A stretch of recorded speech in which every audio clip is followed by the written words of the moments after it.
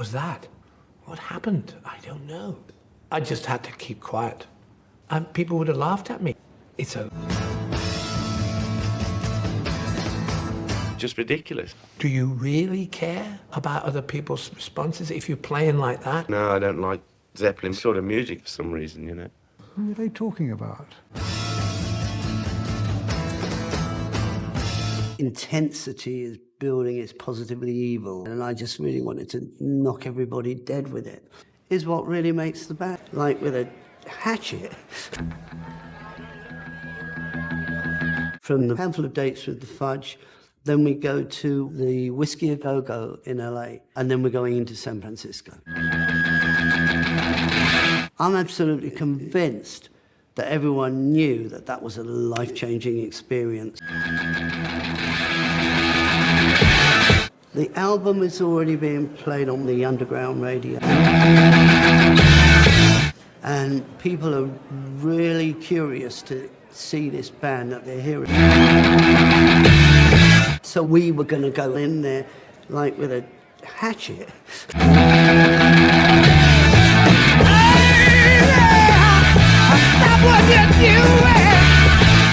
And just play like we'd never played before, just throw everything that we'd got into it.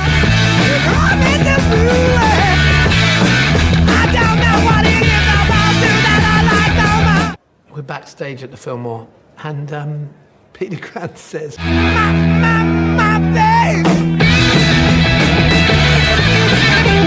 well, whatever happens, if you don't crack it here, it's over. The anticipation was overwhelming.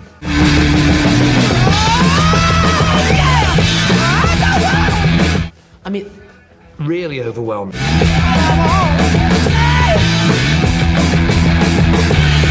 We knew after that one that we were on the right track.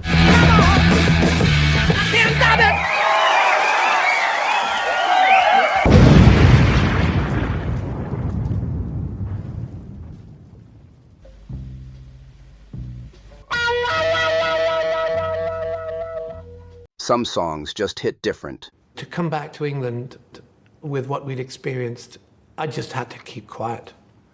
I mean, over here, the record wasn't out yet. I've been dazed and confused, so long it's not true. And Led Zeppelin's Dazed and Confused is one of them. So I just didn't have anything to say. And people would have laughed at me. What did a woman ever bargain for you? It's dark, moody, loud, and totally unforgettable. So Bonzo and I used to get together and go, well, what was that? Well, I don't know. What happened? I don't know. Sweet little baby, say what you will. Whether you've heard it 100 times or you're just discovering it, there's something about it that grabs you and doesn't let go. Oh, crikey. It was just amazing. Just ridiculous.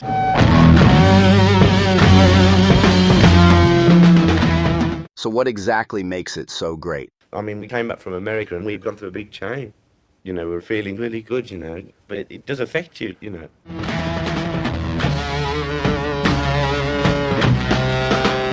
That riff is pure magic. It felt good, as it might. Especially as we were doing it without the press, who didn't seem to like us. The few reviews we did seem to get, the obvious one being the Rolling Stone review. I said you heard and abused, telling all of your lies. Right off the bat, that slow, heavy guitar riff kicks in and sets the tone. It's dark, it's gritty, and it pulls you into this weird, trippy world. I know. I remember reading that review, thinking, who are they talking about? You know, what do they mean us? I try to love you, baby, but you know it's a sin. Jimmy Page really knew how to keep things simple and powerful. This riff isn't complicated, but it's unforgettable. It's the kind of thing that makes you stop what you're doing and go. A lot of those writers at that time, I don't know whether they were studying the music to criticize it or whether they were more concerned about the sort of social activity.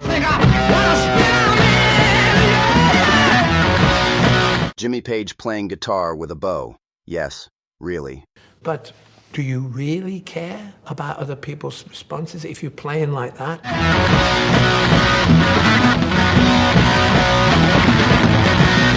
Here's where things get wild. Jimmy Page plays part of the song using a violin bow on his electric guitar. Sounds strange? It is, but it sounds incredible. Well, the answer is, unfortunately, yeah. That's where you can come unstuck.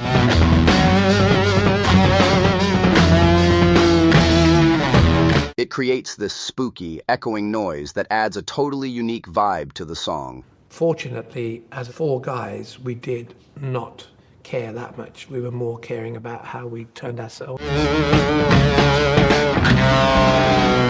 Live on stage, this became a full-blown performance moment, with lights and effects while Page worked his magic. It's weird in the best way. You know, the first album, that just got ripped to pieces. Like, loads of saying, oh no, I don't like Zeppelin sort of music for some reason, you know. So we all thought, you know, it was a bit of a joke.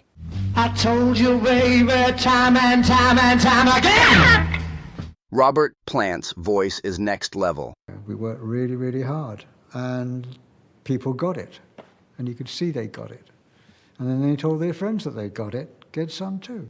I will never leave you, woman, God knows since then. Let's be real. Robert Plant's voice is a force of nature.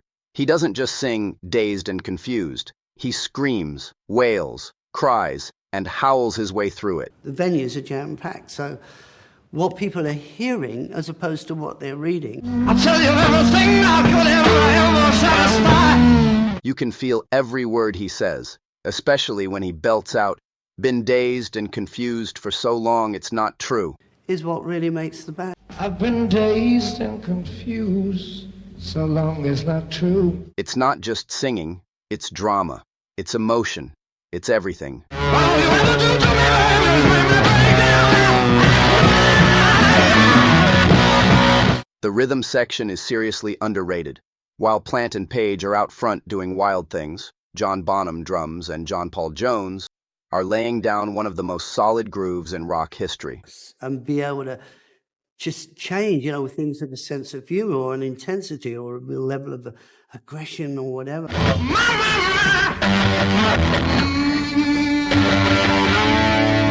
Bonham's drums are thunderous and intense, while Jones's bass is deep, smooth, and perfectly spooky. They give the song its heartbeat, and it's one powerful pounding beat. And this is how connected we are, that we can be moving in any direction. It feels like a jam, because it kind of is. And everyone's following. Certainly if the guitar's leading, they're all following. I can just hold back and change this. Dazed and Confused doesn't stick to a rigid structure. It flows. It builds up, chills out, explodes, and then creeps back in again. It's loose, dynamic, and full of surprises. I mean, the improvisation is just at an extraordinary level. And when Zeppelin played it live, it turned into a 20-minute jam session with crazy solos and wild improv. No two performances were the same. It was a living, breathing thing. With Dazed and Confused, the intensity is building, it's positively evil.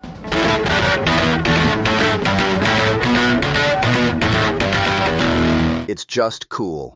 No other way to put it. I knew what we had, and I just really wanted to knock everybody dead with it. At the end of the day, Dazed and Confused just feels cool. It's moody, edgy, unpredictable, and full of raw energy. I had a whole vision for the next album.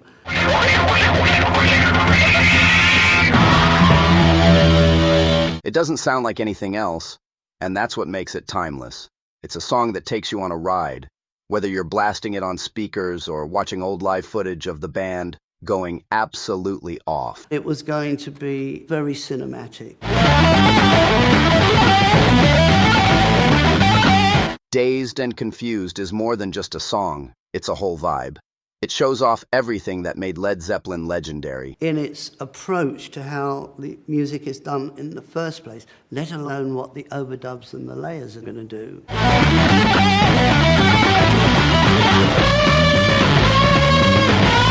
Creativity, emotion, power, and straight-up attitude. So I called for a rehearsal at the house.